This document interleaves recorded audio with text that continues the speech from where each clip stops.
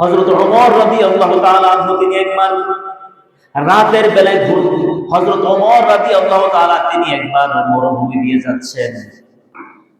মরুভূমি দিয়ে প্রখর রৌদ্রের তাপ, উনি মরুভূমি দিয়ে চলছেন। তৃষ্ণার কারণে, তৃষ্ণার যন্ত্রণা, অর্থাৎ মরুভূমি দিয়ে চলার কারণে ওনার প্রচন্ড তৃষ্ণা লেগেছে। সামনে দেখতে পেল একটা ছাগলের পাল মরুভূমি দিয়ে চলতেছে। ছাগলের পাল একটা রাখাল ছেলে। রাখাল ছেলের কাছে গেলেন, বলছে এই ছাগলের পালগুলো, বলছে এগুলো আমি দেখাশোনা করে। হযরত ওমর তিনি বলছেন আমি তৃষ্ণার্ত, মরুভূমি দিয়ে চলতে গিয়ে আমি খুবই তৃষ্ণা লেগেছে, আমাকে একটু দুধের ব্যবস্থা করো, তোমার তো অনেক বকরি, একটু দুধ আমাকে দাও। রাখাল ছেলে বলল, রাখাল ছেলে চিনে নাই, এটা ওমর খলিফাতুল মুসলিমিন, এটা যে ওমর তিনি চিনে নাই। তখন তার মিডিয়া ছিল না, কোনো প্রচার মাধ্যম ছিল না, ওনাকে সরাসরি কখনো দেখে নাই, যার কারণে চিনতে পারে নাই। এবার রাখাল ছেলে যখন ওনার কাছে দুধ চাইল, রাখাল ছেলে বলল যদি আরেকটু আগে আসতেন, একটু আগে আসলেই তো আমি আপনাকে আমার বকরিগুলো থেকে একটু আগে আমি দুধ দহন করেছিলাম। ওই যে বকরির মালিক, আমার মালিক আমাকে যে কয়েকটা বকরির দুধ দহন করার অনুমতি দিয়েছেন, সেই পরিমাণ দুধ আমি দহন করেছি, একটু আমি খাওয়া শেষ করেছি। যদি আপনি আর একটু আগে আসতেন তাহলে তো আমি আমার যে দুধ দহনগুলো আমার জন্য আমি করেছি সেখান থেকে আপনাকে কিছু আমি দিতে পারতাম, কোনো সমস্যা আমার হতো না। আল্লাহু আকবার বলে। এবার হযরত খলিফাতুল মুসলিমিন ওমর বলতেছেন তোমার তো আরো অনেক বকরি আছে, সেখান থেকে একটু দহন করে আমাকে দাও। রাখাল ছেলে বলল না, আমার অনুমতি নাই, আমি যা দহন করেছি এটা আমার জন্য অনুমতি ছিল, এখন আর আমি দহন করার অনুমতি নাই, আমি পারবো না। হযরত ওমর রাষ্ট্রপ্রধান খলিফাতুল মুসলিমিন তিনি চিন্তা করে, একটা রাখাল ছেলে, তার মধ্যে এত আমানতদারি, দেখি একটু পরীক্ষা করে তার মধ্যে কেমন আমানতদারি আছে। আল্লাহু আকবার। এবার রাখাল ছেলেকে পরীক্ষা করার জন্য সে আসলে সে আমানতদারি কিনা চূড়ান্ত পরীক্ষা করার জন্য অনেকগুলা স্বর্ণ মুদ্রা বের করছে। স্বর্ণ মুদ্রাগুলা বের করে বলছেন রাখাল ছেলে রে, এই মুদ্রাগুলো নিয়ে যা, আমাকে শুধু একটা বকরি দে, ওই একটা বকরি থেকে আমি দুধ দহন করব, আর প্রয়োজনে একে জবাই করে আমি খাবার দাবারের ইন্তজাম করব, একটা আমাকে বকরি দাও, একটা ছাগল আমাকে দাও। রাখাল ছেলে বলল না, আমার তো বিক্রি অনুমতি নাই, আমি পারবো না। এবার তিনি বলছেন শোনো, যে পরিমাণ স্বর্ণ মুদ্রা দিচ্ছি, অর্থাৎ যে পরিমাণ স্বর্ণ মুদ্রা দিয়েছিল, এই স্বর্ণ মুদ্রা দিয়ে অন্তত 100 বকরি কিনা যাবে। আর সাইজে মাত্র কয়টা? একটা। রাখাল ছেলেকে বলতেছে তুমি যে স্বর্ণ মুদ্রা তুমি আজীবন বসে বসে খেতে পারবা, একটা দাও আমাকে, তুমি আর রাখালগিরি করতে হবে না, আজ বসে বসে খেতে পারবা, তুমি আর চাকরের দায়িত্ব পালন না করলেও খেতে পারবা, আমাকে একটা বকরি দাও। এবার রাখাল ছেলে বলল না, আমি পারবো না, কারণ আমার মালিক আমি যখন সন্ধ্যার সময় বকরিগুলাকে বাড়িতে নিয়ে যাব, আমার মালিক গনে গনে বকরিগুলাকে ভিতরে ঢোকায়। আপনি তো বলতেছেন একটা বকরি বললে মালিক টের পাবে না, আমার মালিক কিন্তু গনে গনে ঢোকায়। এবার সেই পথিক হযরত ওমর বলতেছেন, তিনি কিন্তু ওমরকে চেনেন নাই, অথবা কখনো হচ্ছে। হযরত ওমর বলতেছেন তাহলে শোনো, আমি তোমার একটা গল্প শিখিয়ে দিই, এই গল্পটা তোমার মালিককে বলবা, তোমার মালিক তোমাকে বিশ্বাস করবে। বলেন কি গল্প? তুমি বলবা আমি যখন এই বকরির পাল নিয়ে যখন আমি চারণভূমি দিচ্ছিলাম, হঠাৎ করে একটা ড্রাইভার থেকে আসলো, এসে একটা বকরি নিয়ে গেল, এই জন্য একটা বকরি কম হয়েছে।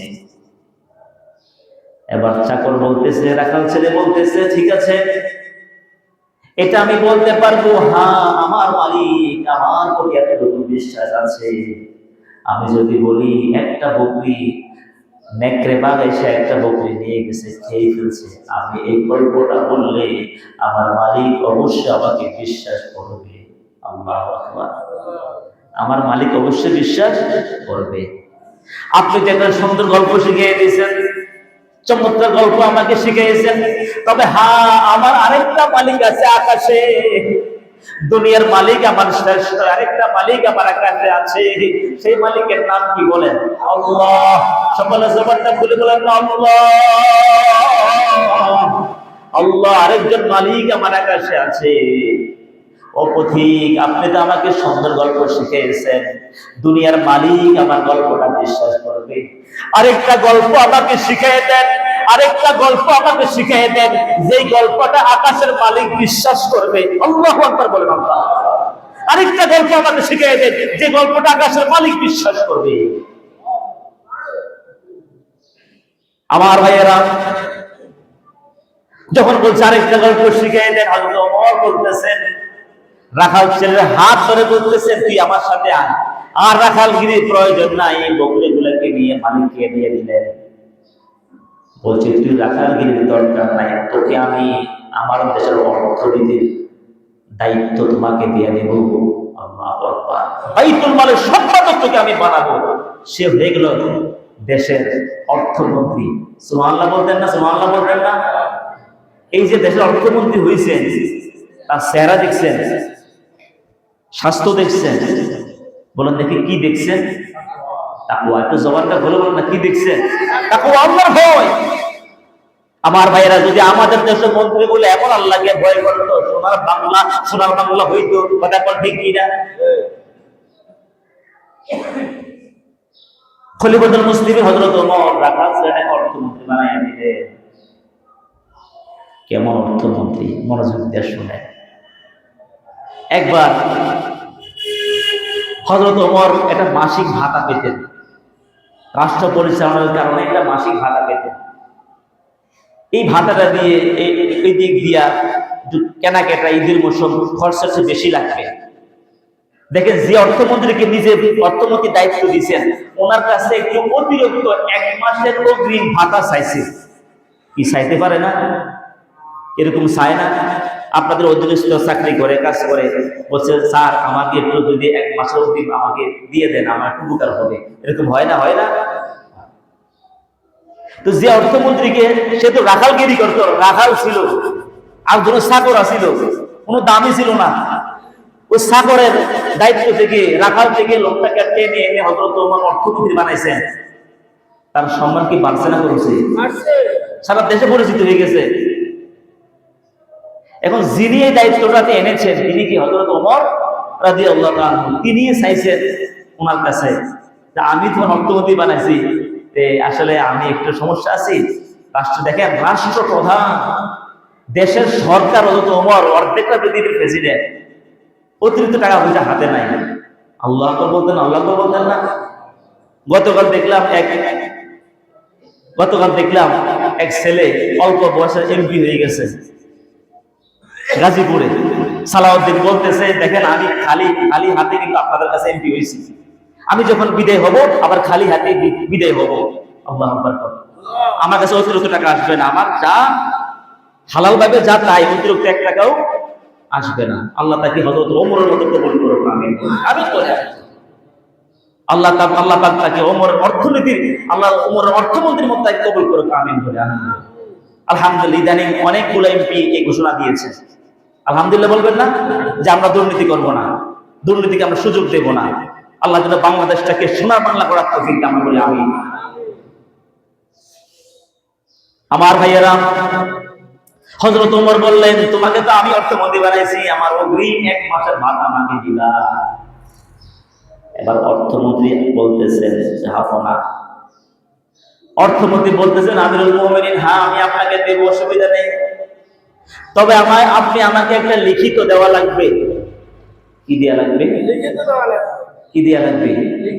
কেন লিখিত? লিখিত ছাড়া তো লেনদেন করাটা কিনা ঠিক না। পরে যদি অস্বীকার করে, বুঝা গেল লেনদেন লিখিত করা এটা সুন্নাহ। কথা বুঝাচ্ছে কিনা? আল্লাহর বিধান। আল্লাহ তাআলা কোরআনে বলেছেন, বলে যখন তোমরা পরস্পর লেনদেন করবে এটাকে লিখে রাখা। অর্থমন্ত্রী বললেন, হ্যাঁ আমি আপনাকে অগ্রিম 1 মাসের ভাতা দেব, অসুবিধা নেই, তবে আপনাকে লিখিত দেওয়া লাগবে। বলে, হ্যাঁ কি লিখিত দিতাম, কি লিখিত দিতাম? বলে, কি লিখিত দিব বলো।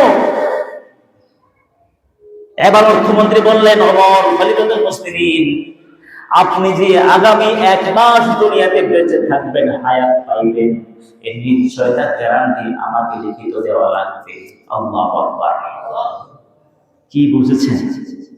যাকে অর্থমন্ত্রী বানাইলো হযরত ওমর, রাখাল থেকে ধরে আনলো, উনি বলতেছে, আপনাকে আমি 1 মাসের অগ্রিম ভাতা দিতে হলে আপনি যে আগে 1 মাস বাঁচবেন, লিখিত দেওয়া লাগবে। দ্বিতীয় শর্ত হচ্ছে, আরেকটি লেখা লাগবে, আগামী 1 মাস অথবা আপনি বেঁচে থাকলে ঠিক আছে, দেশবাসী যে আপনাকে রাষ্ট্রপ্রধান হিসেবে জায়গায় রাখবে, বহাল রাখবে, এটাও নিশ্চয়তা দেওয়া লাগবে। আল্লাহু আকবার বলবেন না? আল্লাহু আকবার বলবেন না? যদি এমন অর্থমন্ত্রী হয় তাহলে দেশ কি উন্নত হবে না? হবে না? হবে না? এখন দেখা যায় এমন গভর্নর বানাইলাম, শত শত কোটি টাকা এসে তার কাছে দেশে পাওনা আছে, যার কাছে শত শত কোটি টাকা গভর্নরের কাছে দেশে ঋণ খেলাপি, তার কাছে পাওনা আছে। তাতে গভর্নর হওয়ার পরে তো চুরি তো আগেও তো তার কাছে দেশের রাষ্ট্রীয় সম্পদ তার কাছে পাওনা, তো গভর্নর হওয়ার পরে কম করবে নাকি? সে তো আগেই তো বাদ করে গেছে, আগেই তো কি, সে তো এখনো বাদ, কারণ তার কাছে রাষ্ট্রীয় সম্পদ পাওনা আছে, শত শত কোটি তার কাছে পাওনা আছে, যার কাছে পাওনা আছে তারা আবার দায়িত্ব দিলে কি হলো নাকি? প্রিয় ভাইয়েরা, আমাদেরকে শিক্ষা নিতে হবে সাহাবা কেরামদের জীবনের তাকওয়াগুলো থেকে। ঠিক কিনা কথা? ঠিক কিনা কথা? হযরত ওমর তিনি কান্না শুরু করছেন, অর্থমন্ত্রীর কথা শুনে কান্না শুরু করেছেন। তিনি বলছেন, না আমি লিখে দিতে পারবো না, এই সুযোগ তো আমার নাই, আগামী 1 মাস যে বাঁচবো নিশ্চয়তা আমার নাই, আর আমাকে যে খলিফাতুল মুসলিম রাষ্ট্রপ্রধান হিসেবে আগামী মাসও বহাল রাখবেন, ও নিশ্চয়তা তো আমার তো যে কোনো ভাবে যে কোনো সময় তো আমি আমার ক্ষমতা থেকে হুঁচট খেয়ে পড়ে যেতে পারি, আমাকে দেশবাসীর ক্ষমতা নাও রাখতে পারে। আল্লাহু আকবার, আল্লাহু আকবার বলেন। কি তাকওয়া ছিলেন, বলছেন আমি পারবো না। সুবহানাল্লাহ, সুবহানাল্লাহ। হযরত ওমর, ওনার জীবনীতে আরো পাওয়া যায়, ওনার স্ত্রী একটা সুস্বাদু খাবার পাক করেছে, হযরত ওমর সেই খাবারটা পছন্দ করেন। সুস্বাদু খাবার, পায়েস জাতীয়, সারির জাতীয় একটা সুস্বাদু খাবার পাক করেছে। এটার জন্য অধিক দুধ লাগে, অনেক কিছু লাগে এটা তৈরি করতে। এই সুস্বাদু খাবারটা উনি খেয়ে তৃপ্তি হয়েছেন।